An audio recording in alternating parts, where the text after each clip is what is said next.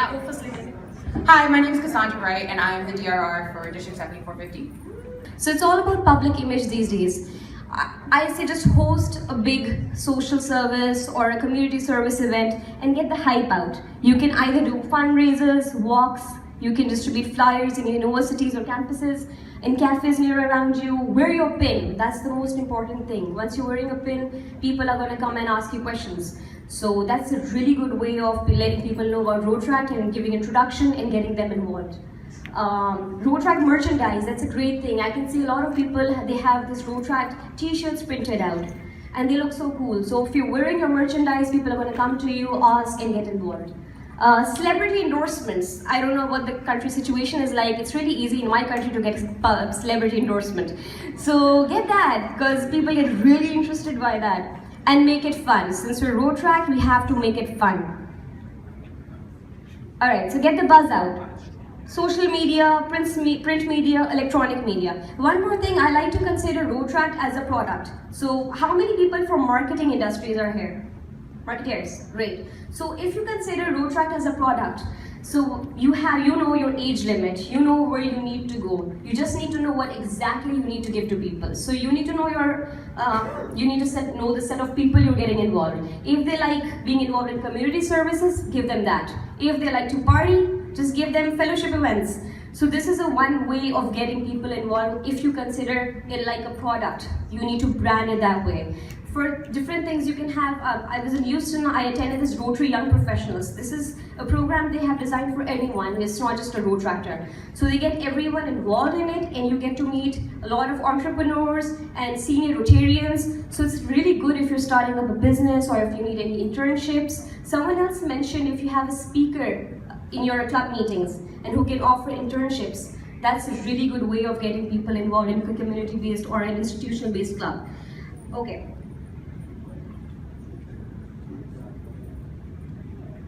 Alright, staying relevant is the most important thing. You can know a lot of companies that were really great at one time, they went extinct, like BlackBerry or Orchid. Yeah, exactly. And what are the companies that stayed relevant throughout the time? Like Lego, Cadbury, Apple. So you need to make sure that you treat Road Track that way. You need to make it relevant. If you are having projects which do not even make sense, your club is going to go extinct.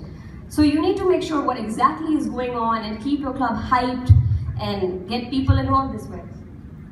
Alright, so we're moving on to Kassandra's side. Mine was just... So, on the lighter note, I'm speaking from the perspective of being a dual member of Rotary and Rotaract. And I really do believe that in catching a new audience, we also need to bank on the members that we already have in our organization. And building those strong Rotary leaders is really about working with those interactors, those Rotaractors, and the Rotary Youth Exchange, and making sure that they understand that they're a part of this organization. We really want to keep those people who are sponsored by Rotarians and by our clubs in the organization for as long as we possibly can. And I started my section with a quote as well, which is leaders are not made, leaders are made, they are not born. They are made by hard effort, which is the pride which all of us must pay to achieve any goal that is worthwhile. And I think that's something that we really need to consider. It's very hard to go out into your community and find somebody who knows nothing about Rotary and make them jump right in and be a committed, active member. But we have interactors, we have Rotaractors, and we need to make sure that they know that they are part of Rotary from day one and that they continue to stay with Rotary for the rest of their life. So what type of clubs are your districts actually offering to the young professional? Many of our clubs that have successful Rotaract districts are only university-based clubs. That doesn't fulfill all of the needs of the young professional. So you need to make sure that your districts have community-based clubs and that they have community-based clubs that can cater to either your entire district or that you have multiple community-based clubs so that you're not missing people. Our district has had a great deal of wonderful leaders in Rotaract who then stay in the area, but they don't have a community-based club near them and they don't have a Rotary club that fits their needs. On that note, having Rotary clubs that fit the young professional is extremely important. Our district had taken an initiative to really start satellite clubs this past year. They accommodate for those young professionals who can't come to lunch, who can't come to breakfast, but they can come to the bar after work, and that's where they would want to be. And maybe they don't do every week meetings, but having once, like the first and third Tuesday or Friday of the month, that works for them because they have other responsibilities. So we really need to make sure that we're understanding where our young professionals are at in our communities and making clubs that actually work for them. Another note is that our district is currently in the process of beginning a passport club. This is a very new idea for Rotary, and it has been successful in some other areas. We actually did a video conference with someone in California whose district has a 300-member passport club. And it's all about having that low-cost structure and prioritizing service and giving those young professional members the choice of what they do in Rotary. It's really a club. It's great for transitions, especially for people who are new, moving to an area that they don't know. You can jump right into your passport club, and it shouldn't be wildly expensive. The passport club is going to get together for 4 meetings in the year, and it's the personal responsibility of each individual member to go and be involved in Rotary throughout your entire district as they see fit. So if you don't want to go to $40 dinners, you don't have to. You can do only service projects in your Rotary district. But I do recommend that you go and visit some of the clubs so that that's how you find what traditional club does best fit you. You can go to the socials, you can go to the district events. You're still a member of Rotary, but you're in Rotary really learning about what your district has to offer and what the different clubs have to offer you, and finding where you want to be an active member in Rotary, not just getting put in a club and trying to change it to make it be what you want to be, or having them make accommodations for your need for a lower cost structure. So on that, I really kind of came up with some of my best practices from my own feedback of what I learned in our district, which is that you really need to work closely with your Rotaract leadership team to develop those dedicated and effective members. I'm currently the DRR, and I'm transitioning into the district Rotaract chair for the upcoming year. So the Rotary position, or Rotaract position to the Rotary position. And I really am making it a big initiative to make sure that our Rotaractors know that they're in Rotary, that they understand that these leadership opportunities and these district events that we're having is so that they can understand that this organization is about fellowship and personal and professional development, and that they can see that there are all of these wonderful, successful mentors in our region that want to know what they're doing, and they want to help them and be a part of their successes. So make sure that you're working, that your Rotarians and your Rotaractors and your Interactors are working well together, because we have more Interactors in our district than we do Rotarians, and half of them don't even know they're in Rotary. It's overwhelming to understand that they don't get that right after they graduate high school, they can go right into a Rotaract club. And when they graduate university, they can stay in Rotaract or they can jump right into Rotary. A lot of people don't realize that this is a lifelong organization, and that's what I love most about it. I also say that club creation is better than accommodation. You can't just put us places. You can't tell me, oh, well, you don't have to come to all the meetings, and oh, well, we'll cover your part of your dues. I get that that works for some people, but in the long term, it's not going to keep active members. Young professionals want clubs that they can be active, good, diligent members in, because the club fits their needs and the club schedule fits what their time allotment is. So make sure that if you do give that discounted 1-year price, when they are in that 1 year, they're creating a new Rotary club that fits the young professional, so that it has the low cost structure built into it, and that we're not making other Rotarians cover the cost of another Rotarian, because let's be real, I mean, after a while, it's not necessarily gonna go over too well. And celebrate the Rotary principles and belonging to Rotary International. I think I asked a few people, do you feel like you're a member of Rotary International, or do you feel like you're a member of just your club? And on top of that, do you feel like you're a member of our district?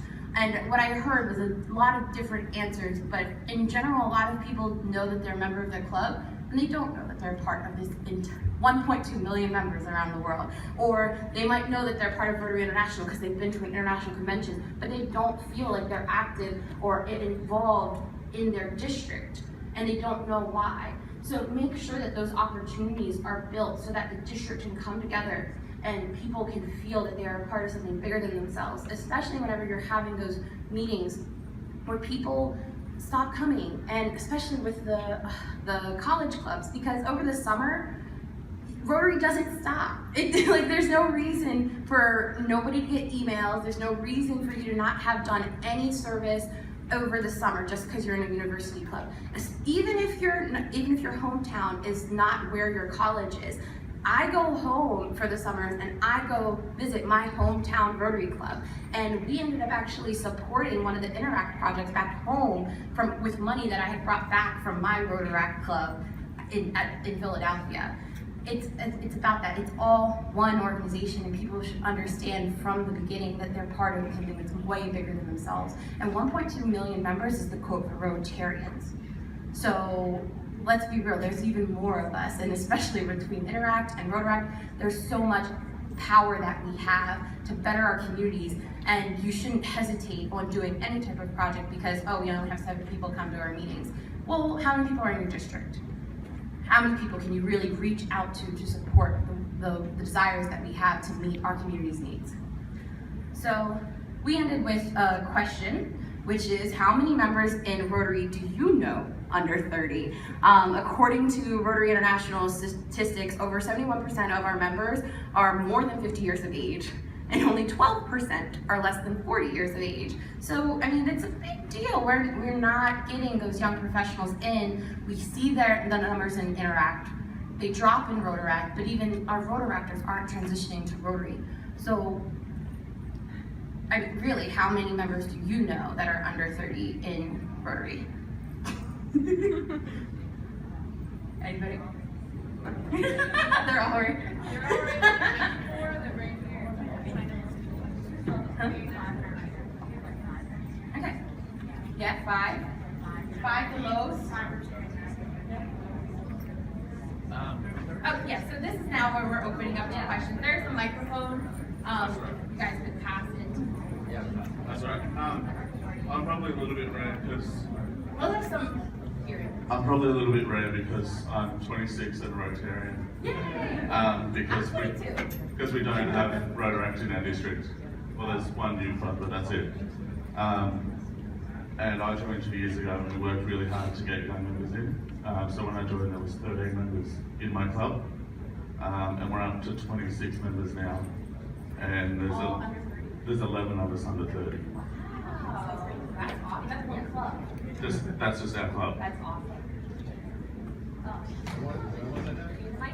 Go ahead, don't go ahead. Okay. Yeah, I just had a question. You were talking about working on branding and emphasizing certain parts of your Rotaract club to cater to different members. Yep. And I was just wondering how you would go about making sure there's no disconnect between what you're representing Rotaract to be and what Rotary clubs are, especially in your district, especially with our sponsor club at least. Who they're trying to cater to could be different from who we're trying to cater to. So if we have a lot of Rotaractors come to our club for fellowship, socials, mixers, parties, or something like that, and they're not developing in the time that they're with our club sort of the service and professional development that Rotary clubs often are branding themselves as. I don't know, where's the connection, or like, Okay. where's So the thing is, each club is different. Each club is going to offer you different flavors, different things. And I think you need to have that. Every club needs to be unique for their own other way. So it's okay to have if a club wants to party all the time, but it's all about catching them. You need a membership. So once they're so involved in a fellowship event, you know you have a good number. You can make them do community service projects. I know they're not going to come for the first time, but if you keep on doing it, they are going to probably show up the next time. But it's okay to have your own identity. You do not need to be your sponsoring club or any other club. You need to have your own unique factors so people can actually choose where they want to go. Yeah. So for my district, for my understanding of Rotary and Rotaract, I consider that Rotaract has 3 pillars, and that is leadership, fellowship, and service. And I think each of my clubs, and I encourage them to understand and prioritize those 3 pillars for themselves. And that it's fine that some of our clubs are fellowship, and then service, and then leadership. And other clubs are leadership, and then service, and then fellowship, and other clubs are service, and then leadership, and then fellowship, and it's perfectly fine because those three things are important to this organization for the rest of your time in this organization. But you should understand what you want most so that when you do start looking for a Rotary Club to fit your needs, you can ask them, well, what do you guys do in the community? Or what type of leadership development events do you get involved in? Or what type of fellowship events are you planning? And if those Rotary Clubs are not having fellowship events, tell them they need to, because that's fellowship is not something that's only for the Rotaractors.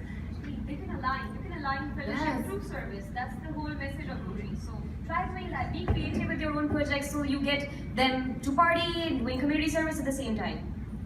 Cleanups with barbecues and beers after, they're a good way to get people together. My name is Tamara Larson. I am the president of my club, but I'm also the district youth chair for District 5370. So I oversee all of the programs. So one of our main goals is to get all of the programs together. Rotary is a lifelong journey. So we have Interact, Rotaract, Youth Exchange, everything. And it is important to find the club that fits for you, whether it's a Rotaract club or a Rotary club or becoming a dual member. Our club, there's 1, 2, 3 of us sitting right here. We are 7 years old. We have 34 members. Our average age is 28. We were the first club in our district to have a dual Rotaract Rotarian come into our club. We have 3 alumni from Youth Exchange program in our club. So what our club does, I think that's so attractive, is where membership fees are very low. We have student rates, we have flexible payments, we have 1 meeting a month off, we focus on service, fellowship is a big part. We are 73% female. So our club certainly is not a typical Rotary club, but it fits for some people, it doesn't for others. Yeah. So I would just encourage you, each of you as Rotaractors, to find the club that fits. A dual membership is a great way to transition. It's not right for everybody. If you become a dual member though, as a Rotarian, you cannot apply for scholarships and a few other things that you could as a Rotaractor. So make sure when you make that decision, you have your Rotary path. There are other clubs, and if one of your sponsor clubs is not the right club for you, you need to go to the club that works for you. So find a place that fits for you, whether it's a leadership opportunity you want, or a mentorship, or a service, or a fellowship. But find the Rotary path that works for you. On that note, so dual membership, if you are a Rotaractor that becomes a Rotarian, you can still do you can still get scholarships. It's if you transition earlier. If you move to Rotary and don't maintain a Rotaract membership, there are certain benefits that you can't, and that's my biggest point, is I want to be a Rotarian and I want to be in a Rotary club, but I don't want to miss out on 8 years of opportunities to get discounted rates for events like Rotary that's true. International. I went to Hungary last year, and these are all the things that I still want to benefit from because I am at this age and I'm at that stage in my life that I should be able to still be considered somebody that's sponsored by Rotary, but I also do want to be active in a Rotary club.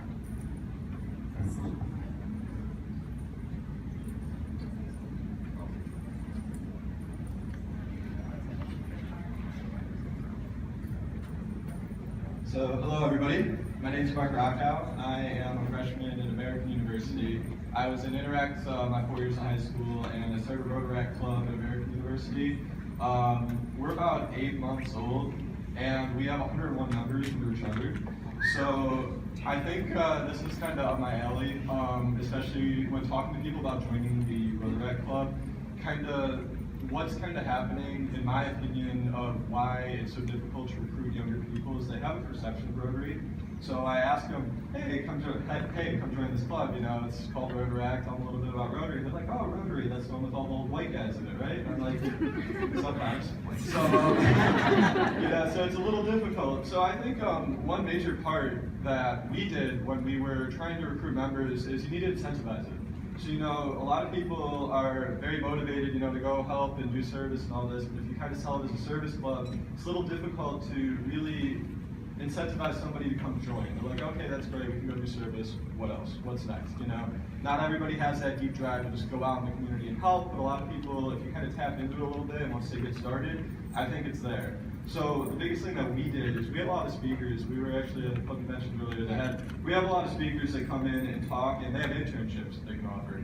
So that's one selling point of our club is, oh, you can get an internship, you can meet people, you can network, yada, yada, yada, which is all exciting, and college students are really eager, and employers are really eager to get free labor. I mean, why not? So, it's kind of incentivizing it on more than just the service level. So, we incentivize it with the networking and the internship opportunities and other things like that. So you got to sell it like on all fronts. And I think that's the biggest thing that Rotary can do, in my opinion, is that you kind of look at it over the years, the big broad goals, polio, all this stuff. It's great. It's still fantastic. It's still pertinent, but it's very stagnant. If you look at it in terms of creativity and adaptation, we have a new generation that's kind of coming up, and clearly, it's difficult to recruit. So I think really changing with the times is something that's really important for Rotary, and I think something like what our club is doing could be a great example of that. All right. Thank you. That's what I'm saying. We all need to evolve so we're not extinct. Otherwise, you can go to Rotary website and you'll see there's so many opportunities for the Rotaractors. So there are so many incentives, scholarship, youth exchange programs, RILA. And the other thing on the lighter note, I was going through Kardashian's marketing strategy. Yeah. So what they do is they just talk to their audience like they're friends. So whatever they're doing, they don't make them feel they're marketing them. They're just talking about the daily life while showing what they want to brand. So that's what you need to do for your club. Make a Snapchat or a Twitter or whatever. Just make sure you capture everything on this convention, like make it happening so you get a new audience once you go back to your country or your city. Also, know the fun clubs in your district, like Rotary-wise. If you know that your sponsor is a little dry and they meet a little too early for breakfast, don't send your members there to learn what Rotary is about, because they're not going to have a great impression of that. So understand that maybe there's a few clubs that don't sponsor a Rotaract club that have a great time at their meetings. I know one of the best clubs I went to, they sing to you. Like they greet their guests in song, and it was beautiful. And I mean, they did just sponsor a new Rotaract club, but I know that I would send my university members to that club to understand what Rotary has to offer them beyond Rotaract, rather than my own sponsors, because I'm sorry, 7 a.m. breakfast just doesn't work for college kids. Oh, I can yell. So I'm Elizabeth Swanson, District 5190, District Chair for Rotaract, and I just need clarity because I was told at an MDIO event that once you're in a dual membership, that Rotary is what you pay for conventions and everything else. That is true. That Rotary trumps Rotaract, so that's like an important thing. So I just want to make sure, because when I heard that was not true. But That is true. I guess I've gotten confirmation the opposite, so I'm not exactly sure on that So- one. I did register to one of our dual members, and I had to pay the full Rotary fee to come here. Yeah. Rotary did trump the Yeah. Rotary fee. which is quite. See, I know that it trumps my status in RI, like in the database, in RI, because of that, it does register you that way. And I talked about it over the phone about how I could register and make sure that I paid the Rotaractor fee. And I was told that I could pay a Rotaractor fee to go to the international convention. So maybe it's because it was done online, because they don't see that you're a Rotaractor in RI anymore, once you become a Rotaractor. So, but is it a Rotary, because so at district, I'm pretty sure at district, they would make your Rotaractor pay who's the dual member, pay the Rotary It's a district. gray area, and they're working on it. Yeah, I was gonna say, I think that's something that's being sorted out, because when I talked over the phone, I was definitely told that I should be able to pay Rotaract fee to come to Rotary International Convention. But that, yes, on RI, that it doesn't see, you can't see that in both. I'm only one. And then Cassandra, you and I had this conversation yesterday that you could be an officer on the board of a Rotaract club and a Rotary club. Yes. As long as there's no conflict. Your membership ID changes once you become a dual membership. Okay, So, yeah. perfect. I just wanted to get back to the topic of telling a good story, because I run a red hot Interact club that is 11 and 12-year-olds who did so much work that the Bill and Melinda Gates Foundation contacted us for raising pennies and nickels and dimes. So I want you to know that we're backing you as interactors. Rotary, finally, we addressed Rotary International and said, bring it down to the middle school level. As board directors, please come back to the middle schoolers and tell us your stories of your epic failures so that they know that you're going to survive it and that failure is not only an option but a necessity. And tell a good story. I came in here because this is about storytelling. And the story I need to tell you is that I'm kind of sad that I haven't heard the four-way test once in the past 2 days. I'm more than kind of sad. I'm wondering if you would make me feel better by just rising with me and reciting the four-way test of the things we think, say, or do. Can you please join us in doing this? This is the Rotary story. If you do not know who Paul Harris is, get to know Paul Harris. This is who we are. Please help join me in reciting the four-way test of the things we think, say, or do. First, Is it the truth? second, Is it fair to all concerned? third, Will it build goodwill and better friendships? fourth. Is it beneficial to all concerned? Thank you. You may be seated.